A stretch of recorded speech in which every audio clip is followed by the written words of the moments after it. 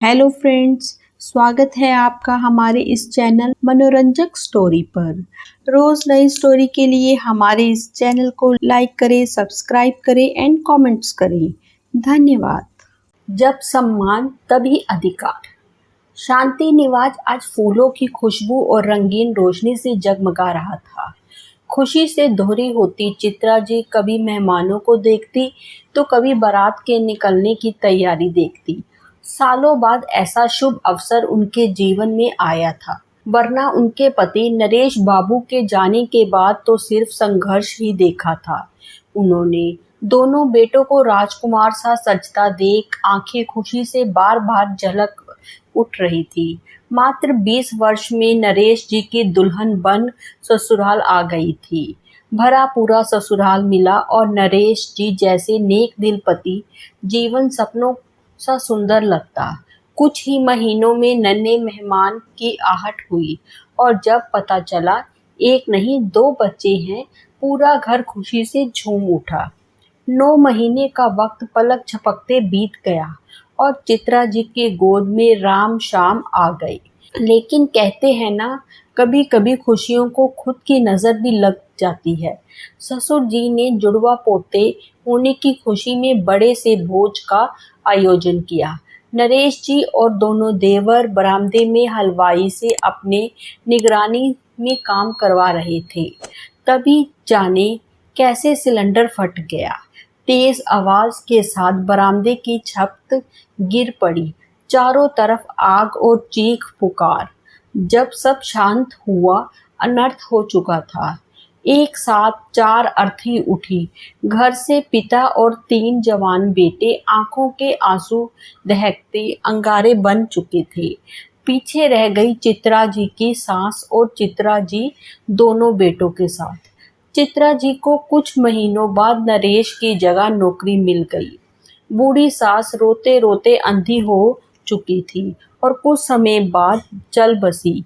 वही ढेरों कष्ट झेल बच्चों को बड़ा किया चित्रा जी ने। और आज वो शुभ दिन आ गया था जब दोनों बेटे बहू लेकर आ रहे थे। बहुत धूमधाम से शादी संपन्न हो गई और दोनों बहुएं घर आ गए। बड़ी प्रीति और छोटी उदिता आपस में चचेरी बहनें लगती थी। शुरुआत में तो सब ठीक था। दोनों बहुएं सासू माँ का मान करती। समय के साथ चित्रा जी दादी भी बन गई थी और अब चित्रा जी भी रिटायर हो चुकी थी और पेंशन की मोटी रकम हर महीने उठाती थी।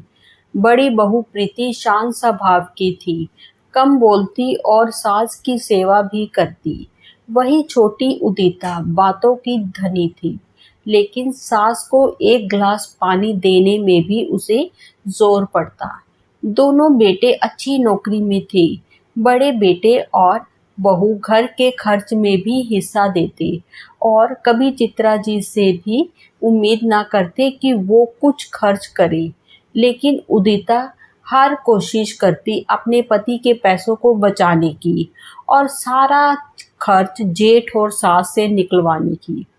चित्रा जी को उदिता की नीयत समझ तो आ रही थी, लेकिन घर की सुख शांति के लिए चुप्पी लगाए बैठी थी। अब छोटी बहू को परखने की नीयत से चित्रा जी ने अपने पैसे खर्च करने बंद कर दिए। पहले वो दूध सब्जी ले आती, दोनों बच्चों पे भी खर्च करती, साथ ही अपनी दवाई का खर्च भी निकाल लेती। अब जब वो पैसे खर्चने बंद कर दी तो उदिता को अपनी सासू माँ खटकने लगी। आए दिन चित्रा जी दोनों बेटों को कोई दवा या कोई काम बता देती थी। उदिता को बहुत गुस्सा आता अपनी सासू माँ पे। जब चित्रा जी पैसे खर्च करती तब उदिता सारा दिन माँ जी की रट लगाई रहती, लेकिन पैसे आने बंद होते ही उसने नजरें फेरने शुरू कर दी। वहीं बड़ी बहू प्रीति के व्यवहार में कोई अंतर नहीं आया था।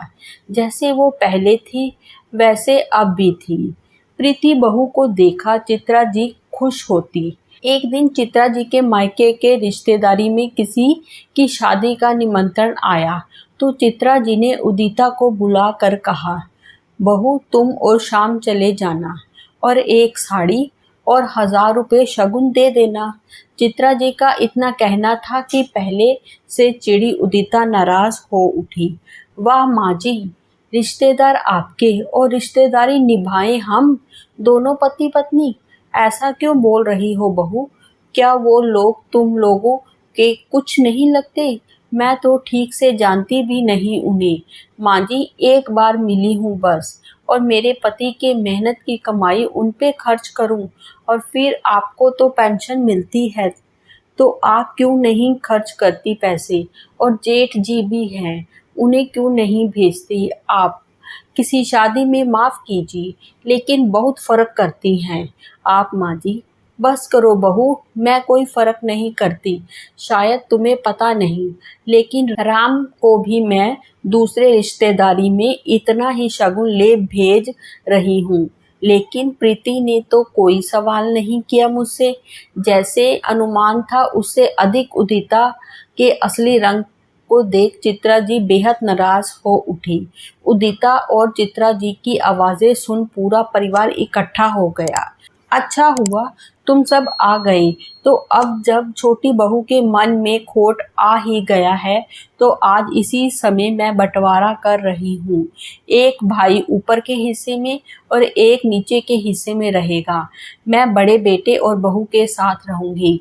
ठीक है माँ जी, अब जब आप बंटवारा कर ही रही हैं तो अपनी पेंशन का भी कर दें।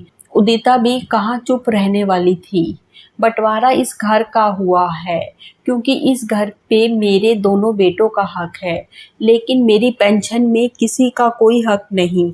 मेरे पेंशन पे सिर्फ उसका ही अधिकार होगा जो मेरा सम्मान करेगा। और उदिता बहू, तुम्हारा व्यवहार देख इसकी गुंजाइश तो बिल्कुल भी नहीं कि तुम मेरा सम्मान करोगी, फिर मेरी पेंशन में कैसे अपना अधिकार जतला रही हो। मेरी पेंशन पे सिर्फ मेरा हक है और उसे मैं अपनी मर्जी से खर्च करूंगी। माँ जी, आपका फैसला बिल्कुल सही है और हमें कुछ नहीं चाहिए। इतने कष्ट आपने पूरे जीवन देखा है, अब आपको सुख देने की जिम्मेदारी हमारी है। हमेशा शांत रहने वाली प्रीति की बातें सुन चित्रा जी का दिल खुशी से भर उठा। आज चित्रा जी ने अपना फैसला सुना दिया था और उदिता दंग खड़ी देखती रह गई।